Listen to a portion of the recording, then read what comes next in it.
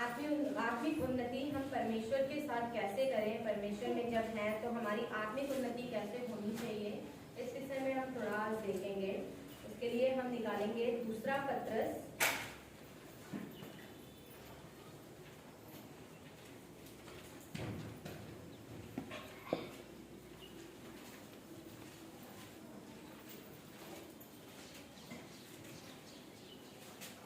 एक का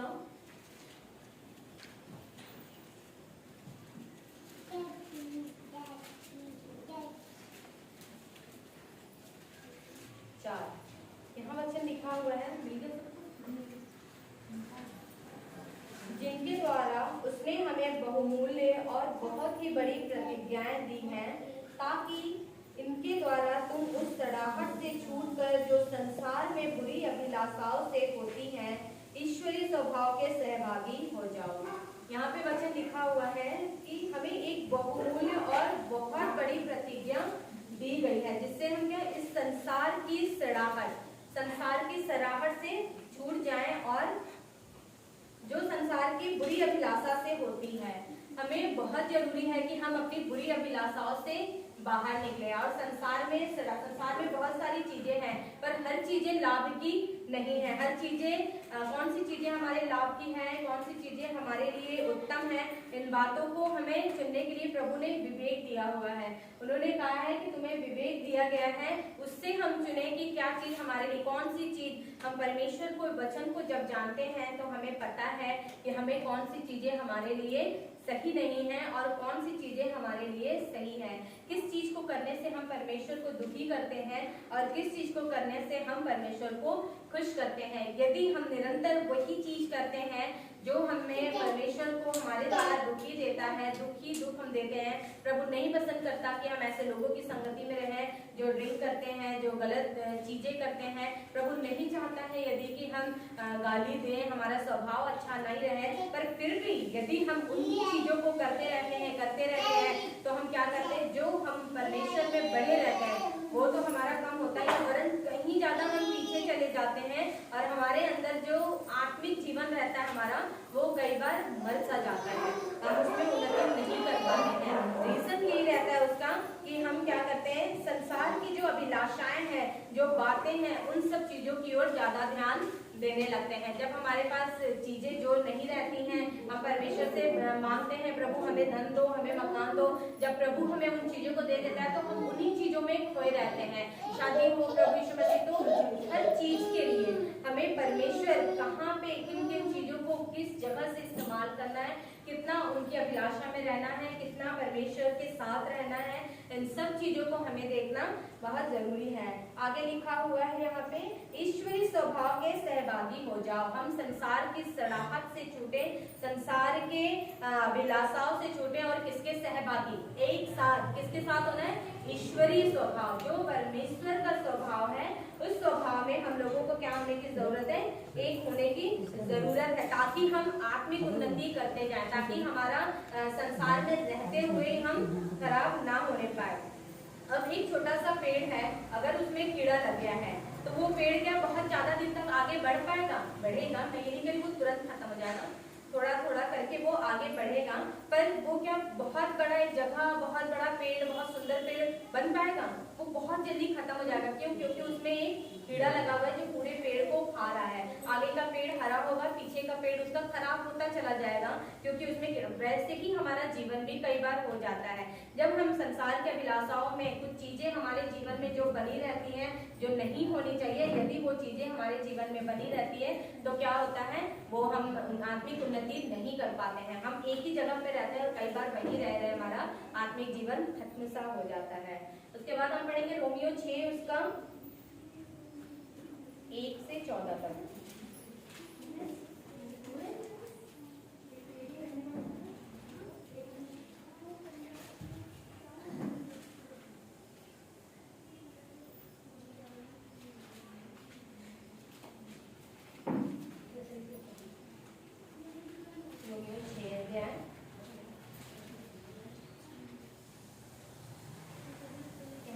सब्जेक्ट है पाप के लिए मृतक मसीह में जीवित। पाप के लिए हमें क्या करना है, यीशु मसीह भी जब इस दुनिया में आए, आगे हम इसमें थोड़ा सा पढ़ेंगे, क्या हम पाप करते रहे कि अनुग्रह बहुत हो? कदापि नहीं। हम जब पाप के लिए मर गए हैं तो फिर आगे को उसमें जीवन कैसे बिताएं? क्या तुम नहीं जानते कि हम सब जिन्होंने मसीह यीशु का बपतिस्मा लिया है उसके मृत्यु का बपतिस्मा लिया है, अतः उस मृत्यु का बपतिस्मा पाने से हम उसके साथ गाड़े गए, ताकि जैसे मसीह पिता की महिमा के द्वारा मरे हुओं में से जिलाया गया, वैसे ही हम भी नए जीवन की सी चाल चले। प्रभु यीशु मसीह पाप के लिए मरा, वो एक बार मर गया। यदि हमने यीशु मसीह के नाम का बपतिस्मा लिया, उसकी मृत्यु का बपतिस्मा ले लिया है, तो फिर हम क्यों बार बार उस पाप को करते रहते हैं? यदि हम अपने आप को परमेश्वर का बेटा और बेटी कहते हैं तो उसका स्वभाव हमारे अंदर आना चाहिए। वो एक बार पाप के लिए मर गया, हम और आप भी बपतिस्मा लेने के द्वारा पाप के लिए मर गए। फिर दोबारा हम किसी भी प्रकार का पाप ना करें, पर वैसा जैसा नया जीवन में चाल चलना है वैसा ही हम भी अपने चाल को करके रखें। क्योंकि यदि हम उसकी मृत्यु की समानता में से साथ जुड़ गए हैं तो निश्चय उसके साथ जीव भी उठेंगे। यदि हम आज पाप के लिए मर गए हैं, यदि हम परमेश्वर के लिए हैं, तो हम एक दिन जैसे यीशु मसीह जिलाया गया है, हम और आप भी क्या करेंगे? जिलाए जाएंगे परमेश्वर के साथ। ये चीज का विश्वास रखना है हमें। हम जानते हैं कि पुराना मनुष्य को उसके साथ क्रूस पर चढ़ाया गया ताकि पाप का शरीर व्यर्थ हो जाए और हम आगे को पाप के दासत्व ना रहे। यदि हमारे अंदर बातें पुरानी गलत बातें आती हैं, पाप क्या चीजें हैं आप सब जानते हैं, यदि वो चीजें हमारे अंदर हैं तो आज भी आप और मैं दास हैं पाप के। अगर गाली हमारे अंदर से नहीं जा रही है मतलब हम गाली के दास हैं। यदि लड़ाई हमारे अंदर से नहीं जा रही है मतलब हम लड़ाई के दास हैं। तो हम आत्मिक उन्नति कैसे करेंगे? जब स्वतंत्र होता है कोई तभी आगे बढ़ पाता है। एक बच्चा जब तक 18 साल का रहता है वो माँ बाप के कंट्रोल में रहता है, पर उसके बाद उसे थोड़ी आज़ादी मिलती है कि वो अपना करियर चुन सके, अपना सब चीज़ों को कुछ तरीकों से वो चुन सकता है, उसे आज़ादी होती है तब वो थोड़ा बाहर निकलता है। वैसे ही हम और आप हैं, यदि हम पाप के दासत्व में हैं तो आगे कहाँ से बढ़ पाएंगे? गुलामी में जो इंसान रहता है क्या उसको छूट रहती है कि वो हर चीज कर ले? मिस्र के लोग जब गुलाम में थे, इजरायली लोग जब मिस्र में गुलामी में थे तो क्या उन्हें आजादी थी कि वो कुछ भी कर सकते थे? वो यहाँ तक कि अपने परमेश्वर की आराधना तक नहीं कर पाते थे, क्योंकि उन्हें 24 घंटे काम करना पड़ता था और जब जो भी आज्ञा उन्हें दी जाती थी उनको काम के रिलेटेड उनको एक गुलामी के तहत उन्हें वो चीज करना पड़ता था। वैसे ही हम और आप जब गुलामी में हैं, चाहे वो जितनी भी मैंने बातें बताई या जो भी पाप हमारे जीवन में है उस चीज के गुलामी में है, तो इस बात को ध्यान रखें कि हम आत्मिक उन्नति नहीं कर सकते। इसलिए जरूरी है कि पहले जो दासत्व के जीवन में है, जिस भी पाप के दासत्व में आप और मैं हैं, उससे हम बाहर निकले ताकि हमारी आत्मिक उन्नति हो। आत्मिक उन्नति के लिए बहुत जरूरी है कि आप किसी भी प्रकार के गुलामी में ना रहें। आगे वचन लिखा हुआ है, इसलिए यदि हम मसीह के साथ मर गए तो हमारा विश्वास है कि उसके साथ जिएंगे भी, क्योंकि यह जानते हैं कि मसीह मरे हुओं में से जी उठकर फिर मरने का नहीं, उस पर फिर मृत्यु की प्रभुता नहीं होने की। क्योंकि वह जो मर गया तो पाप के लिए एक बार मर गया, परंतु जो जीवित है तो परमेश्वर के लिए जीवित है। हमें और आपको भी परमेश्वर के लिए, अपने पिता के लिए जीवित होना है और पाप के लिए सदैव के लिए मरना पड़ेगा ताकि हमारी आत्मिक उन्नति हो। जब यीशु मसीह इस दुनिया में था, आप उनसे भी सीख सकते हैं, जब यीशु मसीह इस दुनिया में थे तो उन्होंने बहुत सारी चीजों को सहा, नम्र हुए, दीन हुए, बहुत सारी चीजों को उन्होंने देखा, पर जब वो उनकी डेथ हुई, जब वो क्रूस पर चढ़ाए गए, फिर उनको क्या उन्नति कहाँ मिली? वो परमेश्वर के दाहिनी ओर जाकर बैठे हैं। हमें और आपको भी अपने पाप में मरना है। जब हम उसमें मरेंगे तो प्रभु हमें उन्नति की ओर ले जाएगा। उन्नति हमारे आत्मिक जीवन में, उन्नति हमारे संसारिक जीवन में, वरन हर एक चीज में आप देखेंगे कि आपके जीवन में उन्नति हो रही है। इसलिए उन्नति के लिए हमें जरूरी है कि हम दासत्व के जीवन से निकले, संसार की अभिलाषा सराहट से दूर होए और परमेश्वर के साथ जीवित रहे, पाप के लिए मरे और परमेश्वर के साथ जीवित रहे ताकि हमारी आत्मिक उन्नति हो। इसलिए पाप तुम्हारे नश्वर शरीर में राज्य करने ना पाए। हम कहते हैं प्रभु हमारे अंदर आइए, आप हमारे अंदर राज्य करिए। वो कैसे करेगा? जब हमारे अंदर पाप ऑलरेडी राज्य कर रहा है। एक बात है कि एक मैदान में दो तलवार नहीं रह सकती। हम सोचेंगे कि प्रभु भी हमारे अंदर रहे और जो हम काम करते हैं वो भी हमारे अंदर रहे, तो ऐसा नहीं हो सकता। हमें किसी एक को चुनना ही पड़ेगा। यदि आप चाहते हैं कि आपका जीवन अच्छा रहे, आप आत्मिक उन्नति करें, जब परमेश्वर अपनी महिमा में आएगा तो हम और आप उसके साथ उठा लिए जाएं, तो उसके लिए ये चीज करना पड़ेगा। हमें कुछ डिसीजन, प्रार्थना ही सिर्फ हर वक्त नहीं करना है, प्रार्थना के साथ साथ कुछ निर्णय निर्णय भी हमें लेना पड़ेगा छोड़ने के लिए। प्रभु हमें पाप छोड़ना है, पाप छोड़ना है प्रभु हमें, पर हम डिसीजन नहीं ले रहे हैं तो अपने से तो पाप निकाल के हमें कोई नहीं ले जाएगा ना, वो हमें ही निकलना पड़ेगा कि हम अपने पाप से, अपनी गंदगी से निकले।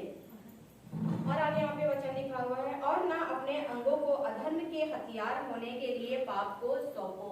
अपने अंगों को, पूरे शरीर की बात नहीं कर रहा, अंगों की बात कर रहा है। अंग मतलब क्या होता है? हमारे शरीर में कई सारे अंग हैं, हमारे हाथ, हमारे मुंह, हमारे सोच, हमारी आंखें, ये सारी चीजें कई बार हमारे हाथ कई बार दूसरों को मारने के लिए उठ जाते हैं, हमारे मुंह कई बार लोगों की बुराइयां करने के लिए खुल जाते हैं, गाली देने के लिए खुलते हैं, हमारी आंख कई बार गलत वीडियो, गलत फोटोज देखने के लिए उठते हैं, कोई भाई बहनों को गलत तरीके से कई बार देख भी लेते हैं, तो कोई लग गया बहुत अच्छा, तो गलत मन में पाप नहीं आना चाहिए हमारे।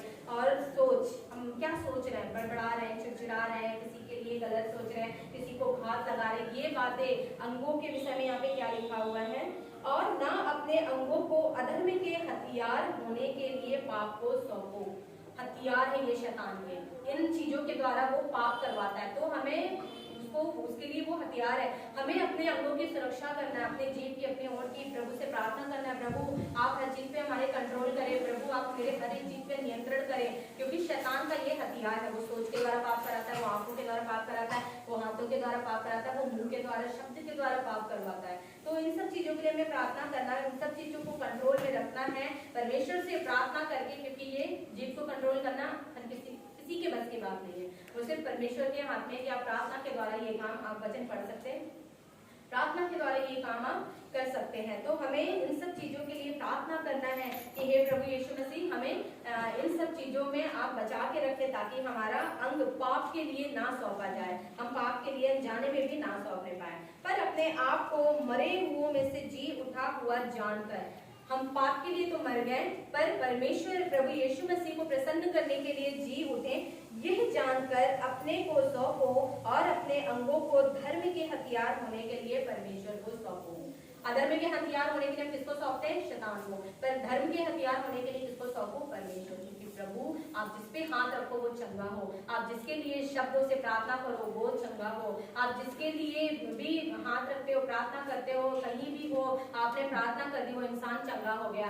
दान देने के लिए, लोगों की सहायता के लिए, अच्छी बातें, काउंसलिंग करने के लिए, इन सब चीजों के लिए प्रभु हमारे सोच, हमारे विवेक को, हमारे शब्दों को इस्तेमाल करे।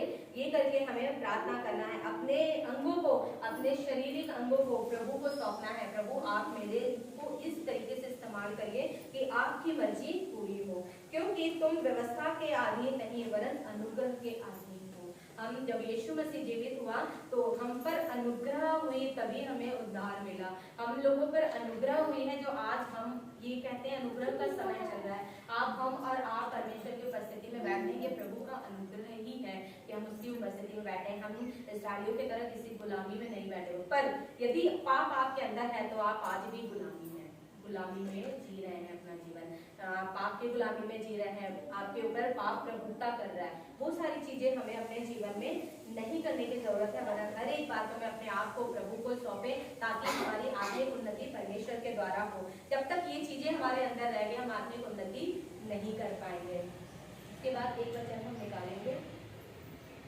मत्ती 9:17।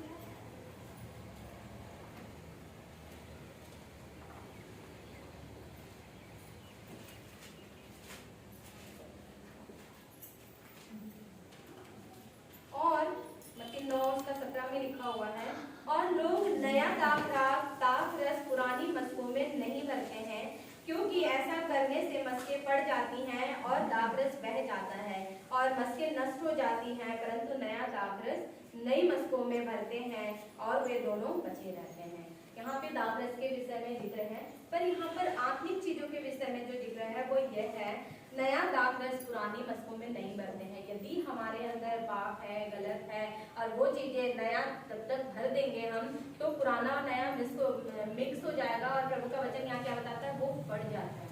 लोग कई बार कंफ्यूजन में होते हैं, कई लोग पीछे हट जाते हैं, कई लोग बहुत सारी चीजों में पड़ जाते हैं। रीजन यही होता है कि वो अपने आप को खाली नहीं करते। हम चाहते हैं कि हमारे अंदर नया बन जाए। मैंने एक कुकर में अभी खाना बनाया, उसी में मैं शाम को बनाऊं, उसी में मैं सुबह बनाऊं, उसी में मैं रात को बनाऊं, तो क्या खाना हमेशा फ्रेश मिलेगा मुझे?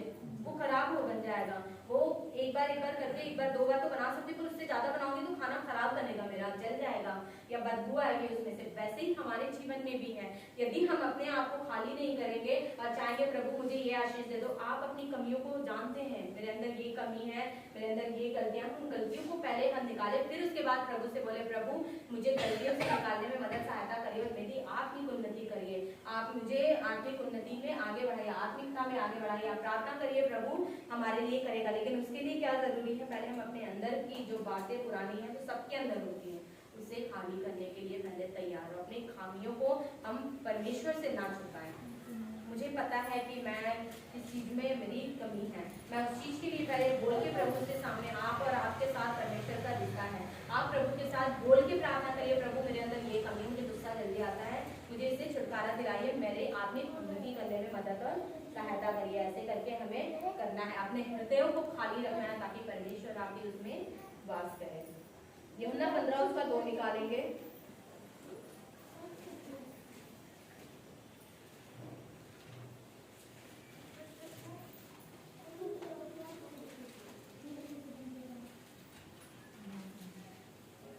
यूहन्ना 15:2 में लिखा हुआ है, जो डाली मुझ में है और नहीं फलती उसे वह काट डालता है, और जो फलती है उसे वह छांटता है ताकि और फले। जो डाली परमेश्वर में है, हम यदि परमेश्वर में हैं और हम उन्नति नहीं कर रहे हैं, हम फल नहीं ला रहे हैं, तो वचन क्या बताती है? जो नहीं फलती उसे वो काट डालता है, जो फलती है उसे वह छांटता है। हम सोचते हैं कि हम एक ही जगह पर 15 साल से क्यों है, 12 साल से क्यों, हम क्यों प्रार्थना नहीं कर पा रहे हैं? क्योंकि हमने फलना सीखा ही नहीं है। हम परमेश्वर से अपने जीवन के लिए, आत्मिक उन्नति के लिए प्रार्थना ही नहीं करते कि प्रभु हमारी आत्मिक उन्नति बढ़ाइए। प्रभु आत्मिक उन्नति करेंगे हम, तभी हम फल पाएंगे। और जो चीजें हमारे अंदर है गलत है, वो चीजों को प्रभु क्या करता है? छांटता है और ज्यादा निखारता है हमें। जब हम घर में कोई भी चीज रखते हैं तो उसकी देखभाल करते रहते हैं, वैसे प्रभु हमारे जीवन की देखभाल करता है, पर बढ़ते रहने पर, है ना। कोई चीज अगर बढ़ नहीं रही हो आपके घर में, आपने कोई पेड़ लगाया वो बढ़ नहीं रहा है, तो आप उसे क्या करेंगे? उठा के फेंक देंगे या बड़े होने तक उसको रखेंगे? फेंक देंगे, क्योंकि आपने फल की इच्छा से वो पेड़ लगाया था। वैसे ही प्रभु ने हमें इस दुनिया में फल की इच्छा से भेजा है। यदि हम फल नहीं लाएंगे तो वचन बताती है कि वो भी हमें क्या करेगा? काट डालेगा। इसलिए जरूरी है कि आत्मिक उन्नति करें और फलदायक जीवन अपना हम बनाएं। आत्मिक फल है जो वो भी लाएं, और लोगों को बचाने का जो फल है, आत्माओं को जीतने का फल, उस फल के लिए भी प्रार्थना करें कि प्रभु हमें उस फल के लिए भी बचाए। एक बात मैं कहना चाहूंगी, अभी हम सुन रहे थे सिकंदर के विषय में। सिकंदर ने क्या बोला कि उसके दोनों हाथ खोल दिए जाएं ताकि लोग देखें कि वो क्या लेकर आया और क्या लेके जाएगा। वही चीज हमारे जीवन में भी कई बार होता है। सिकंदर अपनी जिंदगी पूरी जी लिया था वो, लेकिन फिर भी वो एक उदाहरण बता रहा है कि देखो मैं कुछ नहीं लेकर आया, लेकिन क्या हम उसकी बात को सोचते हैं? हम सोचते हैं कि नहीं, जब तक मेरे साथ नहीं बीतेगा तब तक मैं कैसे जानूं। वो तो एक बात हो गई, चलो हम सबको इसी राह में जीते हैं कि हम देखते हैं पहले कि हमारे साथ क्या होता है, हमें देखना है सिकंदर क्या गया, ऐसा कैसे हो सकता है, लेकिन सबके साथ यही चीज होता है। कई बार आत्मिक चीजों में भी हम यही देखते हैं। अगर वचन हमें यहाँ पे बता रहा है कि काट डाले जाओगे, इसका मतलब प्रभु उन बातों को जानता है, वो चीज जी चुका है, वो जानता है कि इस चीज का एंड यही होना है। लेकिन हम क्या करते, नहीं हमारे काटने की बारी आने दो, जब काटने की बारी आएगी ना तो काट दिए जाएंगे, फिर कोई किंतु परंतु नहीं रहेगा हमारे पास। जैसे सिकंदर की बारी आई मर जाने की, उसके पास उस समय ऑप्शन नहीं था कि वो लोगों को बताता फिरे, उसने एक उदाहरण दिखा दिया। हमारे पास भी ये चांस नहीं रहेगा कि हम अपने जीवन को बचा लें, वो एंड रहेगा। तो इसलिए ये मत सोचिए कि जब आएंगे पल आपके साथ बीते, यही चीज अगर आपके साथ बीतेगा तो आप दूसरों को कैसे बचाओगे? दूसरों को तो छोड़ो, अपना जीवन कैसे बचाओगे? कोई ऑप्शन ही नहीं है। इसलिए जब कोई दूसरा बता रहा है, वचन बता रहा है आपको कि नहीं आप फल लाओ, आप आत्मिक उन्नति करो, तभी परमेश्वर में आगे बढ़ पाओगे, आप इन चीजों को छोड़ो तभी परमेश्वर में आगे बढ़ पाओगे, तो उन बातों को हमें मानने की जरूरत है। सिकंदर ने बता के गया, पर क्या लोग दुनिया में कमाना छोड़ दिए? आज भी लोग पैसों के पीछे ही भाग रहे हैं। क्यों? क्योंकि उन्होंने सिकंदर की बात को नजरअंदाज कर दिया है। हम भी परमेश्वर की बातों को कई बार मैं आप समझ पा रहे हैं मैं क्या समझाना चाह रही हूँ?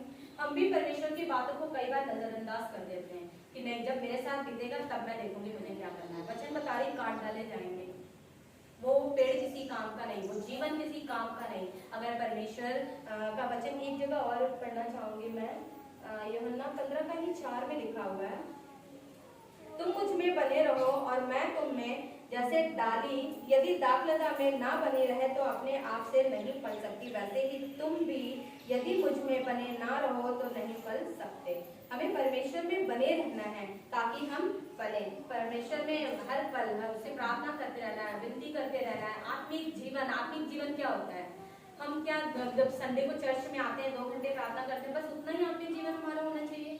परमेश्वर कहता है वो प्रति हर क्षण हमें निहारता है स्वर्ग से, हम क्या कर रहे हैं, क्या निर्णय ले रहे हैं डिसीजनों में, क्या बोल रहे हैं, क्या कर रहे हैं, क्या सुन रहे हैं, क्या देख रहे हैं, वो हर पल देखता है। तो आत्मिक जीवन हमारा केवल 2, 3, 4 घंटे का कैसे हो सकता है? हमेशा जो आत्मिकता में जीवित रहता है, जो आत्मिकता में चलता रहता है, वही अपने जीवन में ग्रो करता है, वही अपने जीवन में आगे बढ़ता रहता है, वही उसी को प्रभु छाता है, कमियां हटाता है, अच्छाइयां लाता है, कमियां हटाता है, अच्छाइयां लाता है। पर जब हम कमियों को लेके बैठे रहेंगे तो अच्छाइयां भी हमारी चली जाती हैं और हमें पता नहीं चलेगा।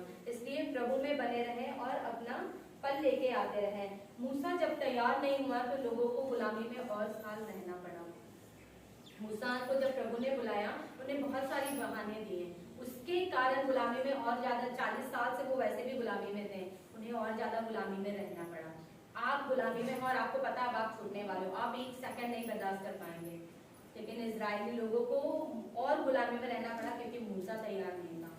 आपके और मेरे आज ना तैयार होने की वजह से पता नहीं कितने लोग हैं जो प्रभु का वचन नहीं सुन पा रहे, और कितने लोग ऐसे हैं जो इस समय जिनको वचन की जरूरत है, रोटी की जरूरत है आत्मिक, और वो नहीं पा रहे। क्यों? क्योंकि सिर्फ मैं और आप तैयार नहीं है, क्योंकि मैं और आप प्रार्थना नहीं कर रहे, हम और आप आत्मिक जीवन नहीं बिता रहे। इस वजह से कई लोग अभी भी पाप में हैं और कई लोग ऐसे जो शायद मर भी चुके होंगे। इसका लेखा जब प्रभु देगा तो हमारा क्या लेखा दे पाएंगे इसका? इसलिए विचार करिए। जन संहिता में दाऊद कहता है मूढ़ व्यक्ति इसका विचार नहीं करता। मूढ़ जानते हैं किसे कहते हैं? बेवकूफ। जो बेवकूफ होते हैं वो परमेश्वर की बातों का विचार नहीं करते। अगर आप परमेश्वर बेवकूफ नहीं है, प्रभु के बुद्धिमान लोग हैं, वो उसने बुद्धि और ज्ञान दिया है, तो उसकी बातों का विचार करें। प्रभु ऐसा कैसे, वचन पढ़िए, जो चीजें आती है उस पर मनन करिए, सोचिए ये ऐसा क्यों, वो ऐसा क्यों हो रहा है। मूसा के नहीं इंतजार होने पे इस्राएलियों पे क्या बीती, वो और कितने, उनकी गुलामी बहुत कठिन थी इस्राएलियों की जो मिस्र में थे। वो आप पढ़िएगा उत्पत्ति, उसमें आपको पता चलेगा बहुत कठिन गुलामी में थे वो लोग, उनके ऊपर क्या बीत रही होगी, एक एक दिन उन पर भारी पड़ रहा था। ये सारी बातें हैं जो हमें ध्यान देनी चाहिए। हमें कब तक लोगों के बारे में हम ध्यान देते रहेंगे, लोग ये कहते हैं, लोग वो कहते हैं, लोग बहुत सारी बातें करते हैं, पर परमेश्वर क्या कहता है, इस चीज की ओर अपना ध्यान लगाइए और अपना काम लगाइए। परमेश्वर आपसे क्या चाह रहा है? शाऊल ने लोगों की बातें सुनी, जब उसके अंदर गुस्सा आ गया। शाऊल ने सुना जब लोग कह रहे थे कि शाऊल ने तो हजारों को परंतु दाऊद ने लाखों को मारा, तो उसके अंदर ईर्ष्या आ गई क्योंकि वो लोगों की बातें सुन रहा था। और बहुत सारे उदाहरण ऐसे हैं जो लोगों की जब सुन रहे थे तब उनके अंदर क्या आ गया, क्रोध आ गया, या उन्होंने पाप किया या उन्होंने गलत काम किया। लेकिन जब आप परमेश्वर की सुनते हैं ना, तो वो आपका मार्गदर्शन करता है, वो आपको, यही है आत्मिक उन्नति। जब आप जैसे जैसे परमेश्वर में आगे बढ़ेंगे, आप पुरानी चीजों को दूर होते जाएंगे और नई चीजों से, नई आत्मिकता से भरते जाएंगे। यही है आत्मिक उन्नति, कि पुरानापन हमारा बीत जाए और परमेश्वर में हम और भी ज्यादा आगे बढ़ते जाएं। प्रभु इस वचन से आप सबको आशीष दें।